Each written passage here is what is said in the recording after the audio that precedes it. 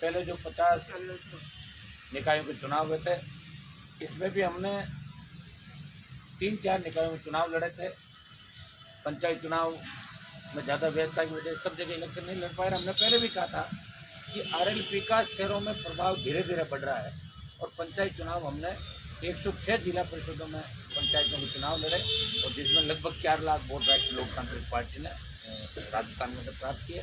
और जो पिछले चुनाव थे 50, उनमें भी चौमू के अंदर हमारा खाता खुला और जो 90 निकायों के चुनाव है वो पुरजोर तरीके से आरएलपी पार्टी किसान आंदोलन के साथ साथ ये चुनाव भी लड़ने जा रही है। और तीनों उपचुनाव भी जो राजस्थान के अंदर होने वाले हैं वो राष्ट्रीय लोकतांत्रिक पार्टी अकेली अपने दम पे तीनों उपचुनाव राजस्थान के अंदर लड़ेगी। निकायों के अंदर नगर निगम हो, चाहे नगर परिषद हो या नगर पालिका हो, भ्रष्टाचार का आलम यह है कि 2-2 पट्टे दे दिए गए। पूर्व मंत्री हमारे आपके जो मंत्री अभी वर्तमान के अंदर शांति धारीवाल जी, उन पे भी उस समय एकल पट्टा और एक मृत व्यक्ति को देने का भी प्रकरण दर्ज हुआ। कई मामले इन पर भी दर्ज हुए। जो भी स्वायत्त शासन मंत्री बनता है वो रातों रात अरब खरबपति बन जाता 5 साल के अंदर। और 22 साल से जो वसुंधरा गहलोत का गठबंधन है राजस्थान में अखंड भ्रष्टाचार के अंदर डूबे में। आज आपने मैं अखबार के अंदर पढ़ रहा था कि वसुंधरा की हिम्मत देखो आप कि अलग से एक समानांतर सूची जारी कर दी, मतलब प्रधानमंत्री को चैलेंज कर दिया। हमने तो एनडीए के अंदर एनडीए इसलिए छोड़ा कि किसानों के समर्थन के अंदर हम लोग थे, बाकी बिलों का समर्थन भी किया था। लेकिन एनडीए छोड़ने का मकसद ये था कि तीनों कृषि बिल किसान विरोधी है। पहले हमने चेतावनी दी, हमारी बात नहीं मानी, तब हम एनडीए से अलग हुए। लेकिन दुर्भाग्य इस बात का है कि भारतीय जनता पार्टी के अंदर आप हिम्मत देखिए कि समानांतर भारतीय जनता पार्टी चल रही है। इससे बड़ा दुर्भाग्य नहीं होगा। और कांग्रेस में भी 2 धड़े हैं, एक तरफ अशोक गहलोत है, दूसरी सचिन पायलट है। अब गहलोत साहब सिर्फ अपने विधायकों को खुश करने में लगे, कैसे न कैसे कब वापिस सरकार गिरने के लोग एक्टिव हो जाए। हम विधायकों को देखो किसका डिप्टी लगाऊं, किसका एसपी लगाऊं, 4 मास्टर लगा दूं, कोई फ्लैट दिला दूं, कोई नई योजना ला के विधायकों को दे दूं। तो इसी में राजस्थान डूबा। और आज का अखबार जब पढ़ा कि एक भाई दूसरे भाई को जिस तरह मार रहा था सीकर के अंदर, बालक को गला रेत की हत्या की, उसका वीडियो लोग बना रहे थे। इसका मतलब राजस्थान किस दिशा के अंदर जा रहा है। अब अपराध के अंदर जो हमारा प्रांत 19वें नंबर पर था, आज 1 नंबर पर आ गया। महिला अपराध में 1 नंबर पर आ गया। इसकी चिंता हम सबको मिलकर करनी चाहिए और राष्ट्रीय लोकतांत्रिक पार्टी इसके लिए कटिबद्ध है। राष्ट्रीय लोकतांत्रिक पार्टी 2023 में मजबूती से राजस्थान को नया तीसरा विकल्प देगी। अभी फिलहाल हम किसान आंदोलन कर रहे हैं। 12 तारीख से लगा के लगातार 2 बार दिल्ली कूच किया और शाहजहाँपुर बॉर्डर पे आज 15 दिन हो गए, जहाँ हनुमान बेनीवाल साहब देश का पहला सांसद है जो लगातार बॉर्डर पे किसानों के बीच है। आज प्रेस को संबोधित करने के लिए मैं जयपुर आया हूँ, लगातार मेरी उपस्थिति थी और आज से हमने ये तय किया है कि वहाँ मैं तो उपस्थित रहूँगा ही रहूँगा। मेरे विधायकों के और दूसरे जो भी पदाधिकारी उनके नेतृत्व में रोजाना ये धरना लगातार अनवरत चलता रहेगा जब तक किसानों की जीत नहीं हो जाती। अहिंसात्मक तरीके से आरएलपी पार्टी किसानों को न्याय दिलाने के देश में साथ खड़ी है और प्रदेश को एक नई दिशा देने का पूरा प्रयास राष्ट्रीय लोकतांत्रिक पार्टी कर रही है। और जो हालात आज आपके बने, जितने भी पेपर हो रहे, चाहे आपका ये अधीनस्थ सेवा बोर्ड हो और चाहे आरपीएससी हो, हर पेपर लीक हो रहा है।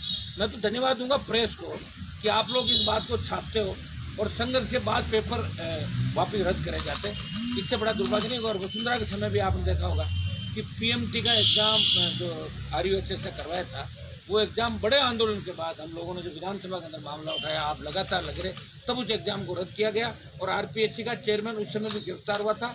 और आज आरपीएससी पे ऐसे आदमी को बिठा दिया जिसने हम तमाम नेताओं के फ़ोन टेप किए थे जब गहलोत की सरकार गिर रही थी।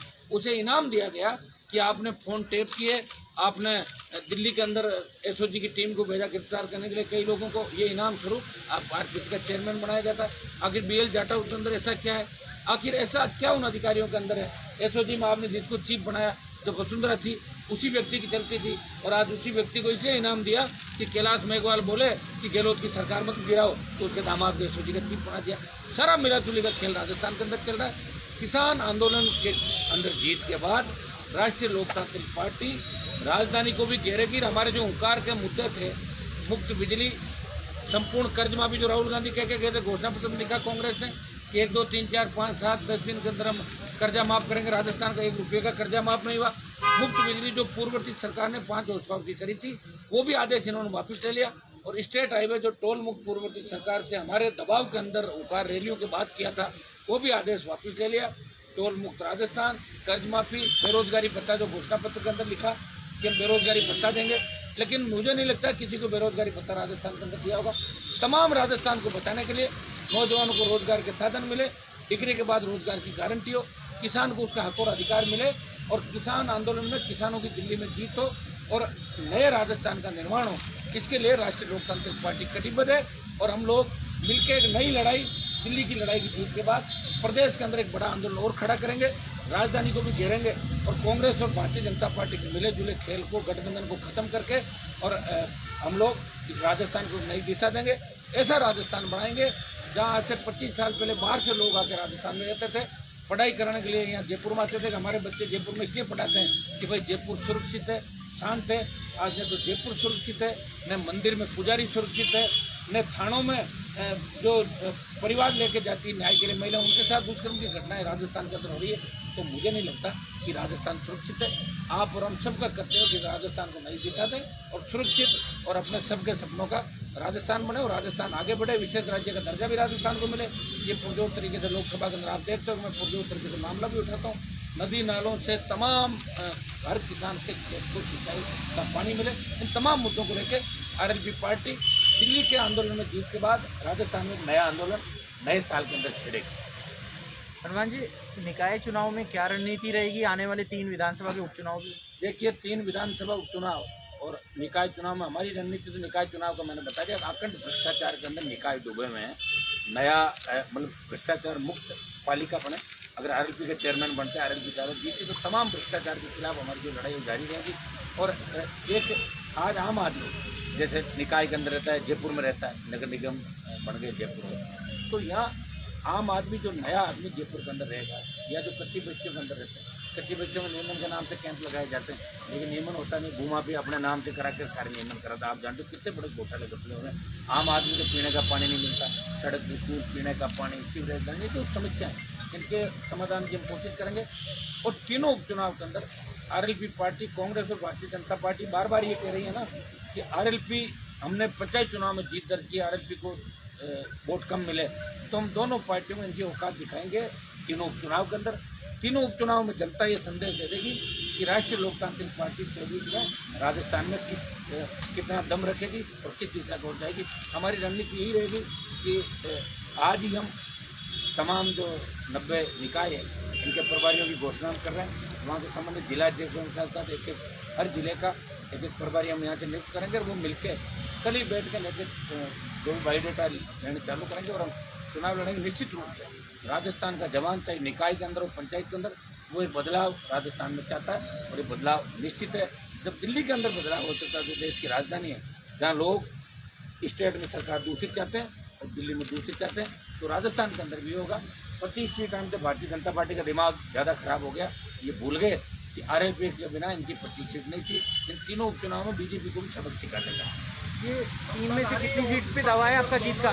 गुटबाजी में है और आम जनता के कार्य नहीं हो रहे, युवाओं की जो है भर्तियों में गड़बड़ी हो गई। देखिए, मैं तो बीएल जाटव को बर्खास्त करने की कड़ी मांग करी थी, आरपीएससी के चेयरमैन के खिलाफ मैं बोल ही रहा हूँ, लेकिन एक बार जो किसानों का आंदोलन पूरे देश में चलता है, हम चाहते हैं उस आंदोलन में दिल्ली की सरकार संवेदनशीलता बरतें, किसानों की बात माने और उसके बाद नए राजस्थान के निर्माण के लिए राष्ट्रीय लोकतांत्रिक पार्टी बड़ा आंदोलन राजस्थान के अंदर करेगी, जिसमें भर्तियों से लेके तमाम अपराध से लेके तमाम जो मुद्दे हैं, बार बार पेपर लीक हो रहे हैं, राजस्थान की प्रतिष्ठा गिर रही है, आरपीएससी की साथ बट्टा लग गया, इन सब को लेके बड़ा आंदोलन हम राजस्थान के अंदर करेंगे। उसकी घोषणा भी हम जल्द करेंगे। 3 में से कितनी पर दावा है आपका? तीनों ही क्लीन स्वीप है, क्लीन स्वीप कर रहे हैं? तीनों सीटें राष्ट्रीय लोकतांत्रिक पार्टी जीतेगी राजस्थान में। हनुमान जी, निकाय चुनाव के जो भी पिछले चुनाव हुए 50 के, उसमें पार्टी की परफॉर्मेंस अच्छी नहीं रही, फिर अब कैसे सुधरेगी? देखिए, परफॉर्मेंस अच्छी रही ना, दो तीन जगह लड़ाई हमने, चौमू बेरोड और वहाँ अच्छी रही, चौमू में खाता खुल गया। देखिए, अभी ये तो नहीं, मैंने आपको कल ही बता दिया कि शहरी क्षेत्र में राष्ट्रीय लोकतांत्रिक पार्टी का इतना बड़ा अभी जनाधार बना नहीं, लेकिन हमारे पास 3 साल का समय, शहर का मतदाता भी इस संघर्ष में राजस्थान को बचाने के लिए हमारे साथ आ जाएगा। अभी वो सोच रहा है कि हनुमान बेनीवाल जी विकल्प देंगे कि नहीं देंगे, उनको भी तो डर लगता है ना कि कहीं वापिस इधर उधर गठबंधन नहीं कर ले, तो उनका डर खत्म हो जाएगा। शेर का मतदाता भी राष्ट्रीय लोकतांत्रिक पार्टी के साथ जुड़ेगा। और गाँव में मैंने आपको बता दिया कि 4 लाख वोट लिए 106 जिला परिषदों के अंदर। जहाँ से मैं आता हूँ नागौर के अंदर आपने देखा होगा 3 लाख मत लिए, 9 जीत गए और 12-15 से ज़्यादा जगहों पर दूसरे नंबर पर है, लेकिन अलग लड़ाया हमने। बाड़मेर के अंदर भी 1 लाख से ज़्यादा वोट लिए। तमाम जगह बीकानेर, अजमेर, भीलवाड़ा, सीकर, जहाँ सीकर में हमारी 50 वोट जिला प्रधारी, हर जगह राष्ट्रीय लोकतांत्रिक पार्टी ने अपना परचम कराया और ढाणी ढाणी गांव-गांव तक आरएलपी पहुंच गई।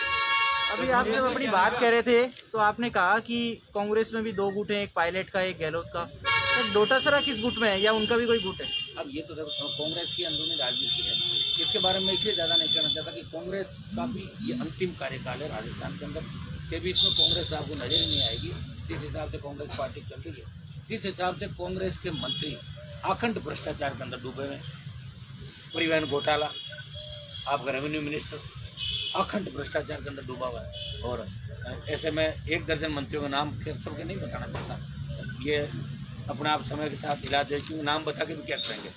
आज जब हनुमान बेनीवाल एक MP का प्रिविलेज दिल्ली में अटका हुआ है, JP नड्डा जी की गाड़ी पे हमला होता है और 3 अधिकारियों का केंद्र बदल दिया जाता है, और हनुमान बेनीवाल और एक दिल्ली के मंत्री की गाड़ी पे हमला होता है, अभी तक कोई कार्रवाई नहीं होती। इसका मतलब समझ लो हमारे साथ दिल्ली भी सौतेला व्यवहार कर रही है और राजस्थान तो करेगी क्योंकि हम दोनों से लड़ रहे हैं। तो आप अंदाज लगाओ इस बात का किन परिस्थिति में हनुमान बेनीवाल लड़ाई लड़ रहा है। यहाँ भी लड़ रहा हूँ, वहाँ भी लड़ रहा हूँ, सड़क पर बैठा हूँ और जान जोखिम में डाल के अपराधियों से लड़ाई लड़ी पिछले 10 साल राजस्थान से। तभी तो नई पार्टी का निर्माण किया। बाकी बड़े बड़े नेता आपकी पार्टियों की बात जरूर करते थे, या तो कोई रद्दी की पार्टी उठा के लाते सेकेंड हैंड, और या फिर ठेला लेके वापिस पार्टियाँ ज्वाइन कर ली लोगों ने। कहाँ दम है लोगों के अंदर, बताओ मुझे। ये भी नई पार्टी की आर्ट है क्या कि समर्थक मंच वाले? ये भी समर्थक कौन सा? ये समर्थक मंच बना रहे हैं, 25-25 जिलों में कार्यकारिणी गठित कर दी है वसुंधरा राजे समर्थक मंच। अब उनका तो वो जाने, लेकिन मैंने आज अखबार के अंदर ही पढ़ा कि ऐसी बात सोशल मीडिया के माध्यम से देख रहा था। मैं तो चाहता हूँ जितनी ज़्यादा पार्टियां बने राजस्थान के अंदर उतना ही राजस्थान का भला होगा। कम से कम कांग्रेस और बीजेपी की दादागिरी खत्म हो जाएगी राजस्थान में।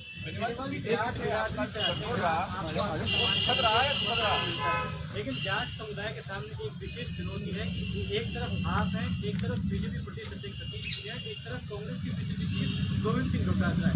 जाट समाज किसकी ओर जाने वाला है आगामी? जाट समाज की क्यों बात करते हैं? हमारे साथ तो तमाम 36 कौम है। एक प्रदेश अध्यक्ष हमारे बैठे हैं, 3 MLA हम जीतते हैं, जिनमें एक बावरी समाज से, एक मेघवाल समाज से, 2 शेड्यूल कास्ट के विधायक RLP ने बनाए। बसपा जो दलितों की पार्टी अपने आप को कहती है, लेकिन एक भी दलित नहीं जीता बसपा। दलितों के वोट लेकर दूसरे जीते और बीत गए सारे कांग्रेस के अंदर। 2 बार उन लोगों ने किया। तो हनुमान बेनीवाल की पार्टी खाली जाटों की पार्टी नहीं है, वो 36 कौम की पार्टी है। इसलिए तो शाहजहाँपुर बॉर्डर पर आप देखो, वहाँ 36 कौम के जवान और किसान रोज पड़ाव डाल के बैठे हैं और अपने झंडे के नीचे। हमने पहले ही दिन कहा था कि हमारा प्रदर्शन हमारे झंडे के साथ होगा, और झंडे के साथ हमने किसान संगठनों को समर्थन दिया है।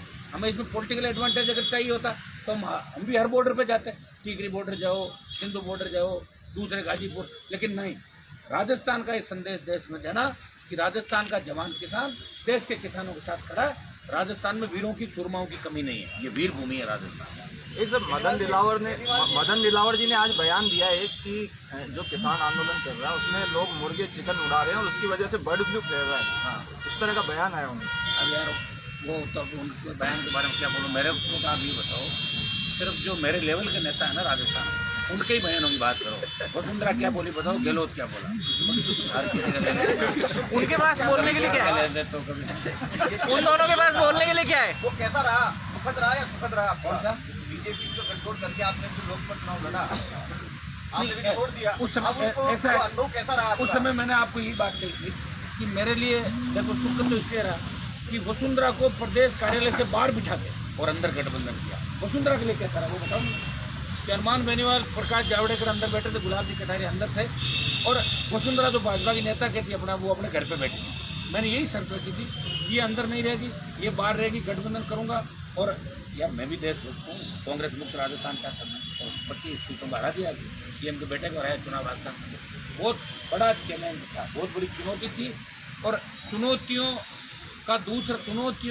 से मुकाबला करना, चुनौती स्वीकार करना, वो हनुमान बेनीवाल है। उसका नाम दूसरा राजस्थान में, दूसरा कोई नहीं मिलेगा। वैसे जो भी रहा, मैं तो अच्छा रिलैक्स फील कर रहा हूँ। मुक्त होने के बाद उनसे ऐसा है तो उन्होंने कोई मुझे फेविकोल से चिपका कर रखा नहीं। भाई एनडीए के अंदर हम थे और हमसे अगर वो राय लेते तो सही राय हम देते थे। सारे बिलों का मैंने समर्थन किया था। मैं ये थोड़ी कह रहा हूँ मैंने बीजेपी का समर्थन नहीं किया।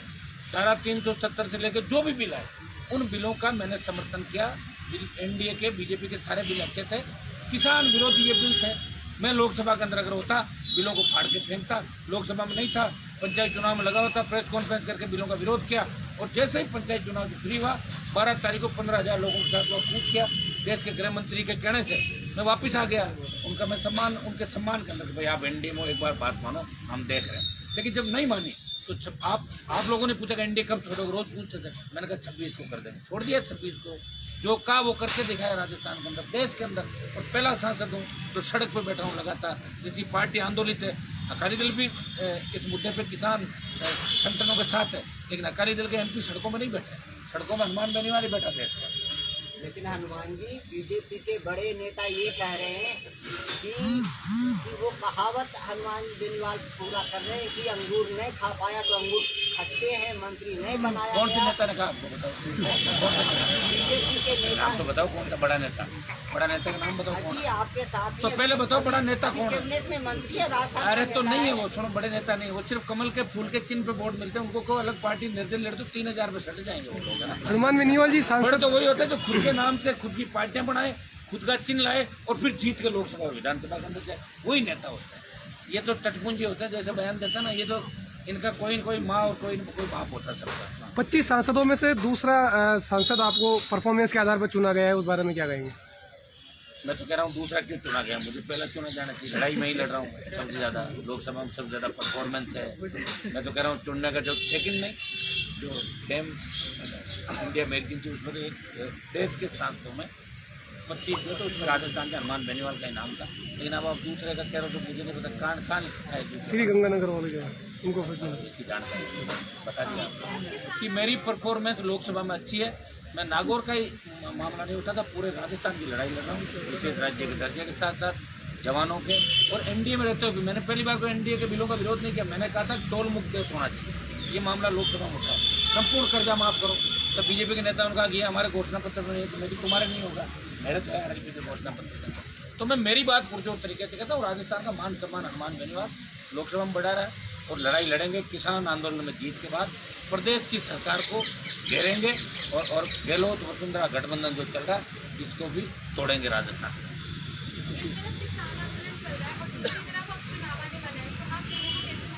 वो सब हमारे सब मैनेज करने के लिए आपको बता दिया ना कि सारी आरएलपी की इतनी बड़ी फौज है। जिस निकाय में चुनाव होगा परवारी हम लगा देंगे, चले जाएंगे, वो निकाय के लोग खुद ही लड़ेंगे अपना। हनुमान बेनीवाल की आवाज़ हर जगह पहुंचेगी। जो हमें मानेगा वोट दे देगा और हमें जो पसंद नहीं करेगा वो कांग्रेस बीजेपी के अंदर वोट डाल देगा।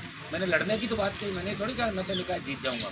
लड़ाई लड़ेंगे और लड़ते लड़ते जब देश को आज़ादी मिली तो 200 साल तक लंबी लड़ाई लड़नी पड़ी थी। कई लोगों ने साथ दी और राज दूसरों को मिला। तो हनुमान बेनीवाल लड़ाई लड़ रहा है, तो जरूरी नहीं कि मैं ये कहूँ 24 के अंदर मैं सत्ता के उस सीट पर बैठ जाऊँगा। लड़ाई लड़ूंगा और कांग्रेस और भारतीय जनता पार्टी का दिमाग समय समय पर ठीक करता रहूँगा राजस्थान। किसान आंदोलन के समर्थन में कांग्रेस की सड़कों पर है धरना। कांग्रेस सड़कों पर कहाँ है? कांग्रेस वाले तो 2 घंटे धरना दिया, वो भी कब? जब सारा आंदोलन देश में जन आंदोलन बन चुका था। 1-2 दिन पहले मैंने कांग्रेस की एक वो साइकिल रैली आपकी उसको देखी थी किसी चैनल पे, जिसमें यहाँ ट्रक में साइकिल लेके 25-30 और बॉर्डर से 500 मीटर पहले उतार कर तो मजाक बन गई है। और गहलोत को भी इसमें आनंद आ रहा है। उसको पता है कि भाई अपने बेटे को जीता नहीं पाए, अपने क्या कहना कांग्रेस अपना ये सुपारी ले ली गहलोत वसुंधरा ने। इसने तो ले ली बीजेपी को मारने की और गहलोत ने ले ली कांग्रेस को मारने की। मैं हूँ जब तक कांग्रेस और मैं हूँ जब तक भाजपा, नहीं तो इनका बंटा था।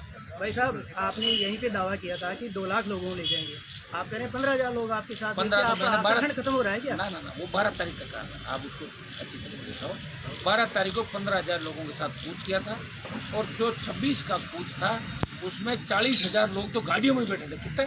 जो कोटपुतली से लेके और वहाँ गाड़ियों में बैठे थे। कई गाँव के लोग ऐसे थे जो शाहजहाँपुर बॉर्डर पहले देखा नहीं था, किसी ने मारना चाह। कई लोगों मैंने पूछा गाड़ियों से क्यों नहीं आ रहे? बोले साहब लाठी गोली चल जाएगी। देखिए लड़ना सिखा रहे, धीरे धीरे कर रहे हैं। लेकिन संख्या 1 लाख से ज़्यादा थी, उस पर लोग आ नहीं पाए थे। बॉर्डर के नाम से आपको पता है लोग डर जाते हैं। तो हनुमान बेनीवाल की फौज है जो सबसे बड़ी बॉर्डर देख के आई। तो कांग्रेस बीजेपी कौन मना कर जाओ ना बॉर्डर पर। और भी कई बैठे लाल झंडे वाले। मैं जब गया था 12 तारीख को तब तो 8 आदमी बैठे थे। 12 तारीख को तो 8 आदमी एक कोने में बैठे थे।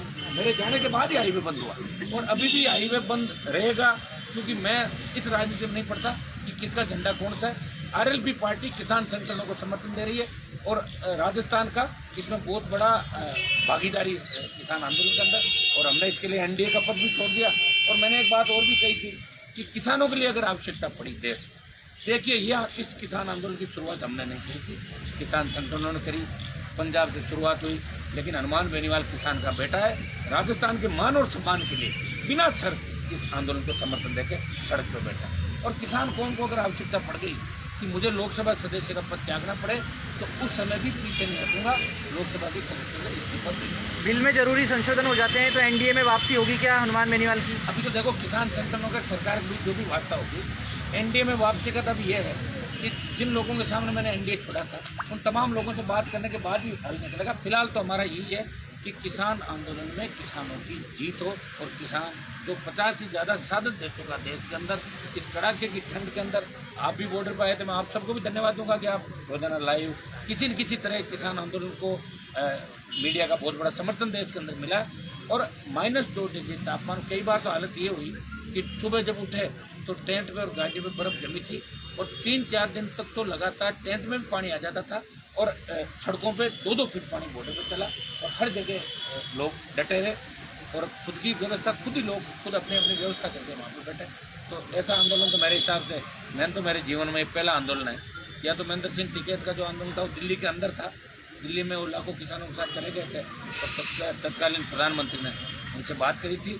और उसके बाद जो आंदोलन है ये अहिंसात्मक तरीके से पहला आंदोलन देश का जो अहिंसात्मक तरीके से चल रहा है। 50 से ज़्यादा दम तोड़ दिया किसानों ने, शहादत दी थी, फिर भी हिंसा का रास्ता अख्तियार नहीं करे, ये हम सब के लिए खुशी की बात है।